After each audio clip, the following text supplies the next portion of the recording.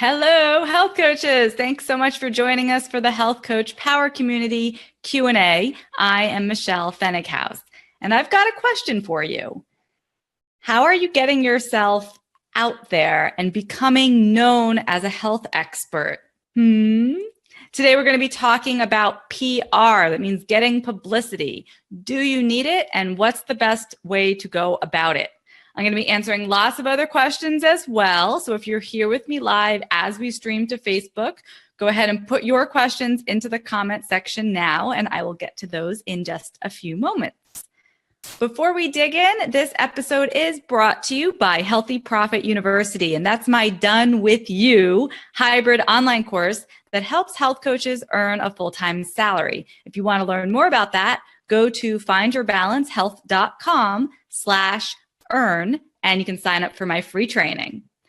Alrighty, so let's talk about PR, which is like a scary topic, and I've had some really mixed experiences myself, which I'm happy to share with you. But here is the actual question that came from Corey. She says, have any of you worked with an online PR publicist? I was recently contacted by someone who wants to work with me.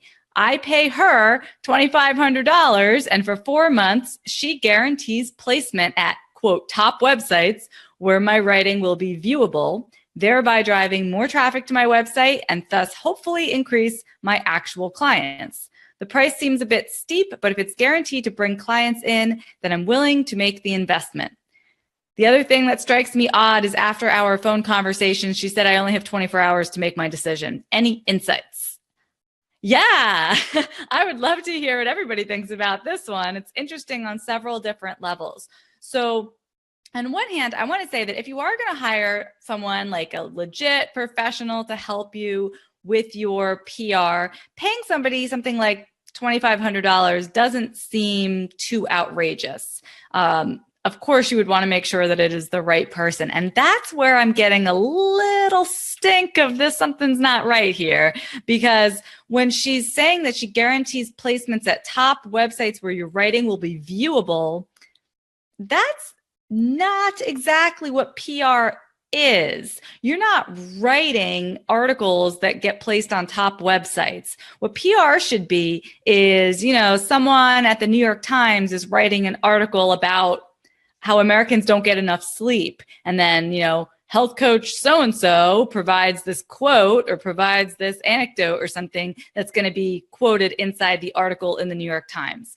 Or, I've contributed all sorts of lists of tips for, ways to get more fiber in your diet. Let's say there's an article about that and I provide this list of tips and that might be, again, quoted inside the article.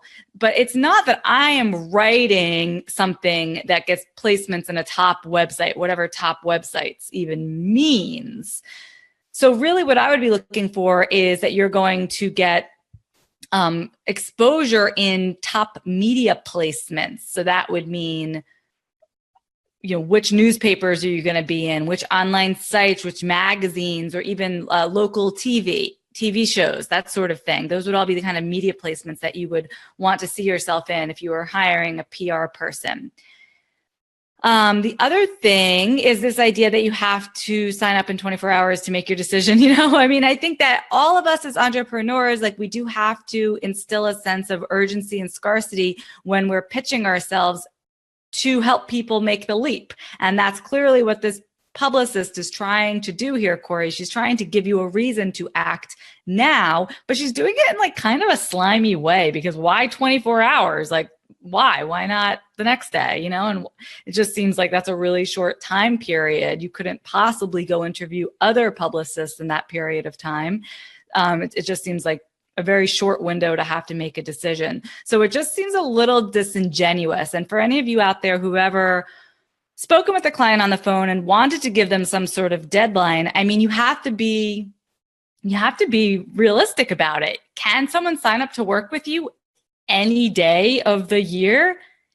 Yeah, probably. So don't lie about that. But what you can do is you can say, hey, if you sign up in the next, and I think 24 hours is kind of tight, but in the next 48 hours, in the next week, whatever it is, I'll throw in such and such, or, you will also get such and such bonus, or whatever. You can incentivize them, but tell them that you're incentivizing them. Otherwise it comes off as slimy, and overall this person is coming off as slimy to me. So let's just back up for a second and just talk about PR in general. Like why do you even need it? It can be really useful because, since I have appeared on certain TV stations, in certain news outlets, I can put those logos on my website when I have a webinar, when I have anytime I'm introducing myself, I can have those logos there that say as seen on, and that really builds credibility among new viewers. If people don't know you, but they know that you've been on CBS News or something, suddenly they're like, oh, okay, this person is legit. So there are good reasons to get yourself out there in appropriate news outlets. The other reason is because, of course, one time I had a spot on a local news channel. This was years and years and years ago. I was making a green smoothie. No one had really ever heard of green smoothies 10 years ago, so it was kind of newsworthy, I guess. And following that segment, I did get people in my local area contacting me and wanting to sign up for the detox that I was running that was like starting the next week. So in that case, it resulted in direct sales. So it can result in direct sales. It can also result in driving people to your website where they might join your mailing list. And it definitely allows you to gain that credibility of saying, hey, I was featured on such and such website or such and such newspaper. So those are all really good ways to get PR.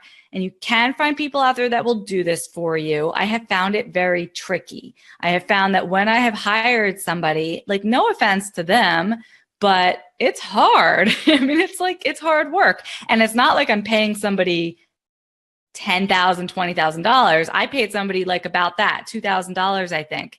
And really all I got out of it was like that one placement on TV. I got a couple blips and blops in different websites, but nothing that was really, like, oh my God, I'm in like Women's Health or I'm in Shape magazine. They were kind of smaller websites.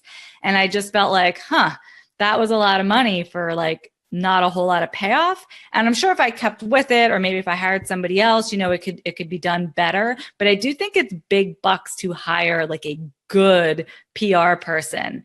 And I haven't actually found any middle road that you can take where you're spending a smaller amount of money, but still getting some pretty decent PR. It seems like you kind of either go big or go home, or you do it yourself. And so to that end, I just wanted to share with you guys a resource. It's called Help a Reporter Out. Sometimes people just call it HARO, H-A-R-O. And if you Google it, you'll find this website that connects journalists with sources. So for example, if there's a journalist who's writing that article, like how do you get more fiber in your diet, you as a health coach could become a source that gets quoted inside their article. And journalists always need this. So like they are always putting out these calls for input, basically. I need somebody to tell me about fiber. Or I need a heart health expert to talk about whether or not coconut oil is healthy, or things like that. And they, of course, other topics too, not just health topics. When you go to this website, if you sign up as a potential source for reporters, you will get these emails every single day, several times a day, looking for different kinds of information. And a lot of them will not apply to you as a health coach, but many of them will. And I have been quoted quite a few times. And if when I Google my own name, I find all these articles that I've been quoted in because of HARO. So I think it's a great resource because it's free and you can use it as little or as much as you want. I've gone through periods in my business where I've checked it every single day and responded to every single inquiry. And then I go through long stretches of time where I just ignore it, but it's always there for you. And especially if you if you reply very quickly, like if you're one of the first people to reply to an inquiry, that can really help. And the other tip that I'll give you is that reporters really just want to copy and paste whatever you wrote and put it in their article. So you want to make it really easy for them. If they're asking you for like 5 ways to get more vegetables into your diet, send them your 5 tips and like write them out the exact way you want to be quoted, so that don't just say, oh yeah, I can help with that. they're not going to get back to you. They're going to go for the person that actually sends them the information, and they'll use it. And they will either, they'll print your name in the article, and many times they will link to your website. So that's another great benefit. But they're not really under obligation to do that part, but sometimes they do. Anyway, so that's kind of what I have to say about PR. I hope that is helpful for all of you. And let's move on to the next question that I have lined up for today. By the way, of course, if you're here with me live, go ahead and put your questions into the comment section now, and I'll be able to get to those in just a moment. So here's a question from Erin. I think I'm pronouncing your name correctly, Erin. It's spelled Eyrun, so I'm just not sure. And Erin says she wants to start her own business as a health coach. She loves doing it, but she wants to get started. She wants to get started with her own clients, and she's torn on how to start.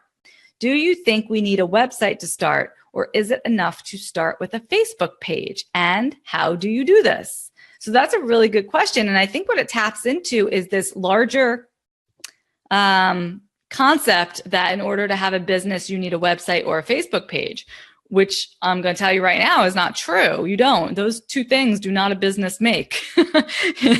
There's a lot of people out there who are running successful businesses and don't have either one of those. Imagine that. Like a chiropractor. A lot of times chiropractors don't even have a website, right? But they're still making money. So you don't have to have a website. I just got off the phone with a health coach earlier who's a member of Healthy Profit University, actually. And we hadn't spoken one-on-one before. When I spoke with her, I was blown away because she actually has this really great, thriving business. But it's all in person. It's using a lot of her local contacts. She consistently has clients. In fact, she has too many clients, which is kind of the problem that she's running into, but it's one of those good problems.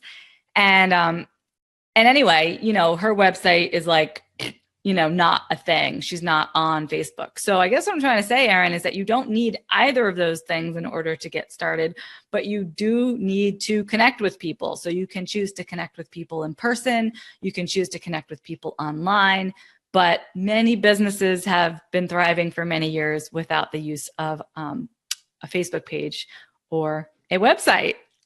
Isn't that crazy? And I think when we put too much emphasis on the social media and our digital assets like our websites, it's easy to really hide behind that stuff. And I see so many of you saying hey, I launched my business, which means I put my website URL on Facebook for the first time, or I told people about my website for the first time. I quote, launched my business, but nobody's showing any interest. And it's yeah, nobody cares. Oh, you have a website? Great. Nobody cares. But if you can get out in front of them and hold a workshop, which is always my go-to recommendation for getting your business going, hold a workshop. Know what kind of person you're targeting, and then go hold a workshop for that person where you help them solve a problem. Suddenly people want to talk to you. And that's how you get business, because people want to talk with you. All right, we're going to keep going. We've got some good questions coming in. I'm going to get to those in a moment, but first let me do one more that I have planned here. This one is from Julie, and Julie's wondering what you use for a microphone and any other special equipment for Facebook Live or webinars. Thanks for helping this newbie out. Hey, no problem, Julie. So really, really good news for you. You don't actually need much of anything to do Facebook Live or webinars. As long as you have a camera built into your laptop, which I'm sure you do, then that's your camera, and you are, speaking, your computer is going to pick up your voice, so that's your microphone. Now, definitely think about using earbuds, just the ones that come with your phone. Because the audio quality will be better than if you're just sort of shouting into your computer, and you won't get any weird feedback that way. So I definitely recommend earbuds. Now you're going to notice that what I use, see it over here, is I actually have a microphone that looks like a real microphone. I don't know, that Bob Barker used on The Price is Right kind of microphone or something. No, he had a really skinny microphone. I don't know what that was all about. This is what you can, regular microphone. And the brand is Audio Technica. There's other brands out there. If you kind of look online for what podcasters recommend, you're going to find a whole bunch of different podcasting microphones. That's how I found this particular brand. It probably cost like $100. And that's what I use for my webinars and for my radio show and for even this right now, because you do get better sound quality with a more quality microphone, but that is optional. And the only other thing that I I have two more things that I wanted to tell you about, Julie. One is light. So my desk is it's right up against a window. So I always have light coming in straight on my face. You don't want light coming in sideways, and you definitely don't want light behind you. So how you arrange yourself is really important. Natural light is always best. In fact, sometimes I get too much light and it's like a crazy glare in my eyeballs. So I have a shade that it's not like a light-proof shade or whatever. It doesn't block all the light. It filters the light though. So it softens up any glaring sunlight that comes through my window. And like, that's what I had down right now, so that I just get a nice diffuse light in this direction on my face. And I also have a lamp on my desk, so that helps. But you definitely want to think about lighting. There are these lights, and I want to call it the Diva Ring, but isn't the Diva Ring something totally different? And now I can't remember what the light is called. Maybe somebody knows. But there are these clip-on lights that you can clip onto like your phone or even onto your laptop to provide the same kind of light coming from in front of you. So you can order something like that on Amazon. And then what was the last thing? Oh, in terms of for webinars and even for Facebook Live, I use Zoom. You can get Zoom meeting account for like $15 a month. And that's a great way to host meetings when you're, coaching groups and things like that. But for a webinar that streams live to Facebook, which is kind of advanced and you definitely don't have to do it, but that's what I'm doing right now. So I want to tell you about it. I use Zoom webinars, and from there I'm streaming to Facebook. So that's just another tool. That's $55 a month. Not necessary though, for just like your standard Facebook Live. Whew, how's that? All right, let's see what other questions we have coming in here. Oh, Jess is commenting on our earlier topic of publicity. She said, yeah, there's a company who contacted me. They wanted $1,000 a month. That feels like a lot to me right now. Yeah, exactly. And I'm not saying it wouldn't be worth it. It might totally be worth it, but it's an investment. So you would need to be ready to do that. And you'd also really want to check them out and see, like, most PR people have relationships with certain publications or certain journalists. And so those are the ones that are going to be able to get you in, with that publication. So you want to know, like, who do they know? Where are all of their clients getting booked? Because that's where you'll end up getting booked, and make sure that it's the right placement for you.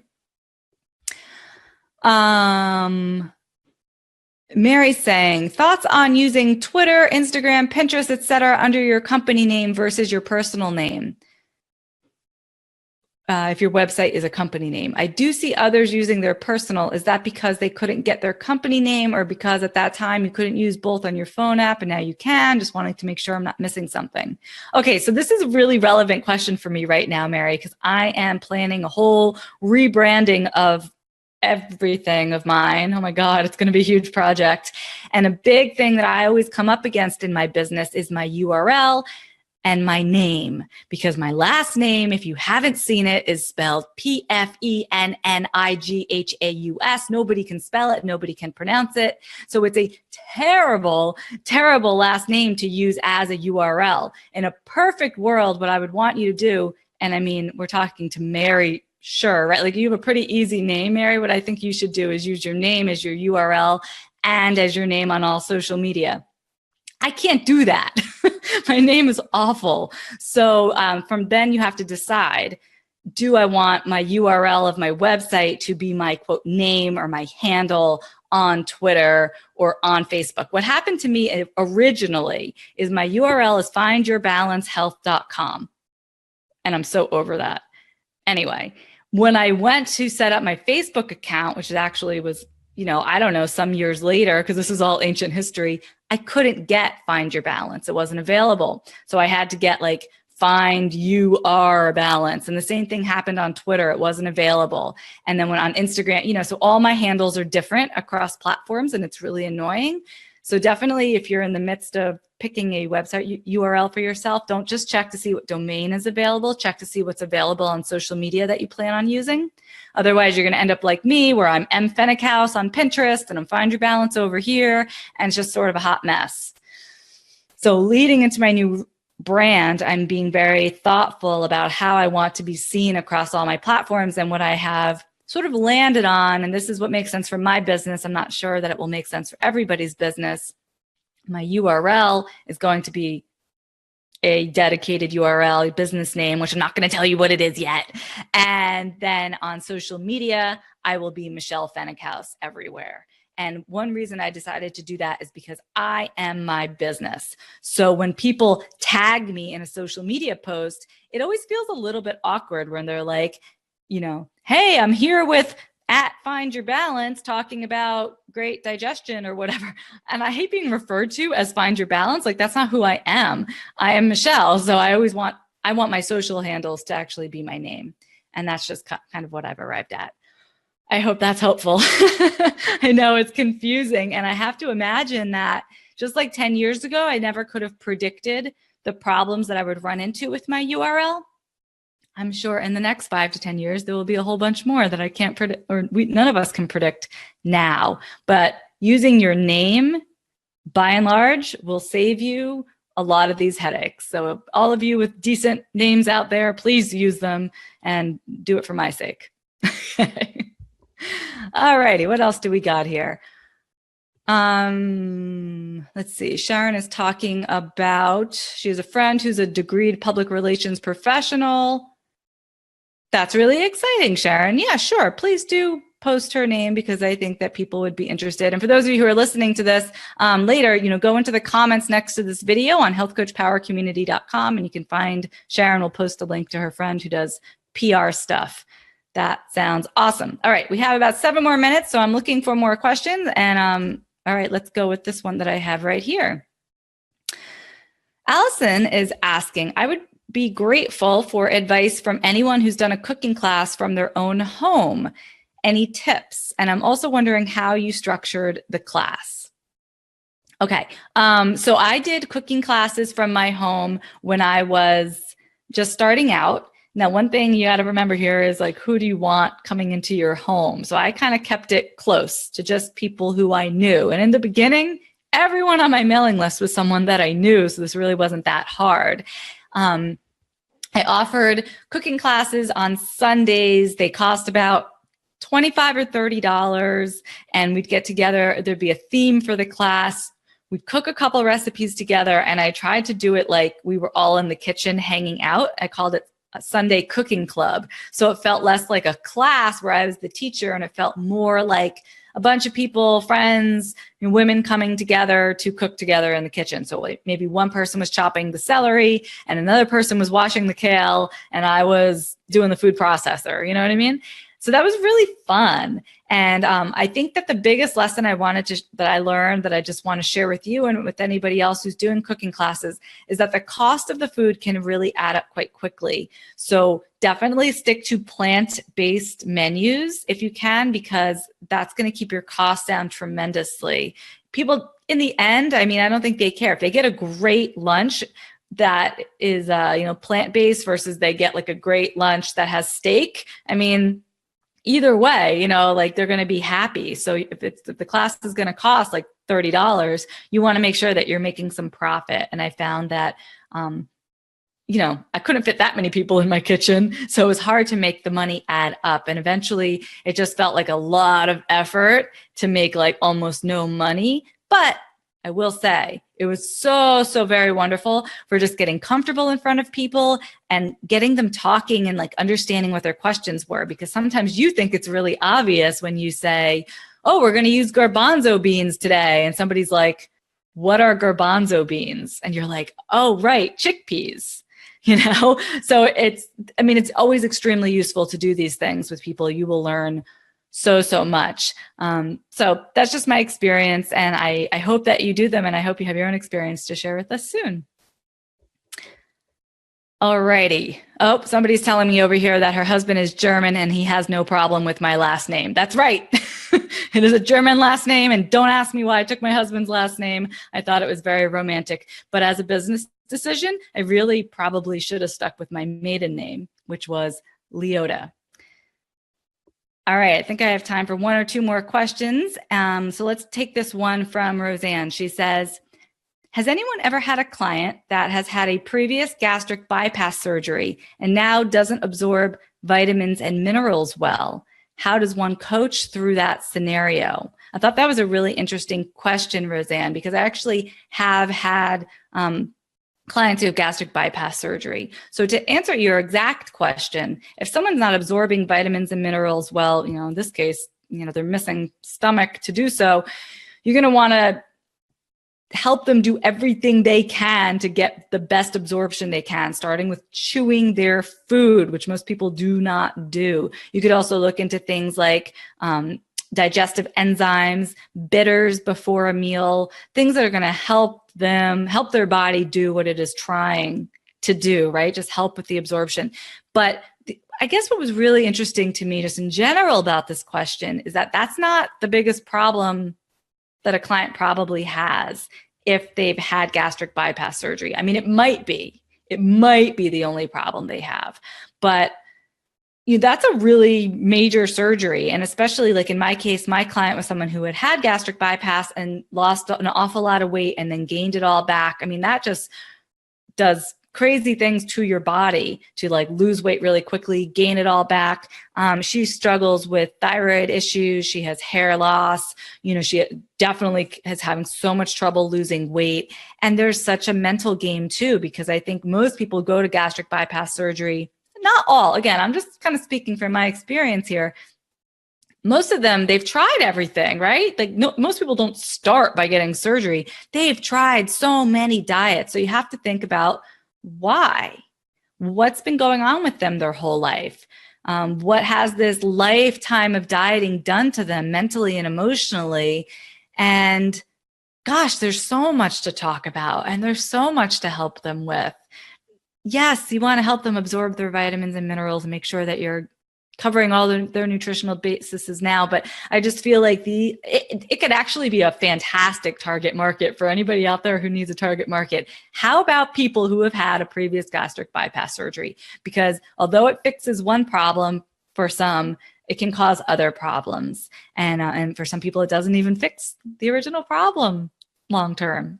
So, anyway, I just wanted to bring that up and say that, Roseanne, if you're able to work with this client, I just think that you'll be able to do so much for her or him, aside from the idea of increasing their absorption of vitamins and minerals.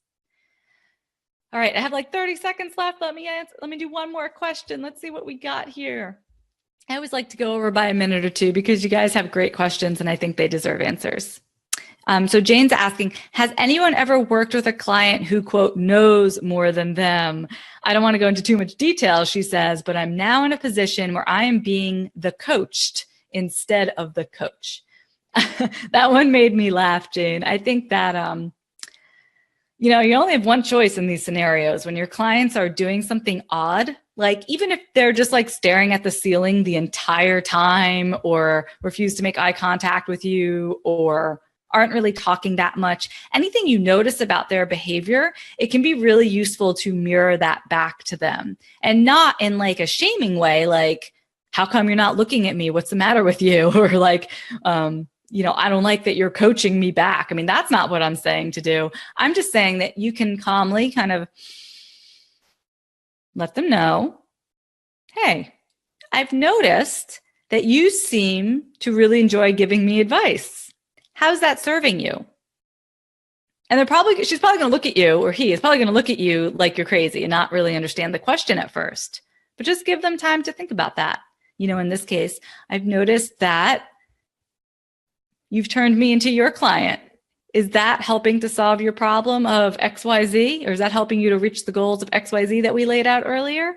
And I think they'll either catch sort of the humor in that and be like, oh gosh, I'm sorry, or they're going to have another answer like, well, actually, yes, this is really helping me work through my own issues because they're related. Or it doesn't really matter what their answer is because you just want to take what you're noticing and reflect it back at them so that they can be aware of their own behavior. Many people are not aware. And that is one of the most important things that we can do as a coach is say, hey, I've noticed ... So I will leave you there because we are out of time. Thank you so much for joining me today. And I hope you'll be back with us next week. Take care.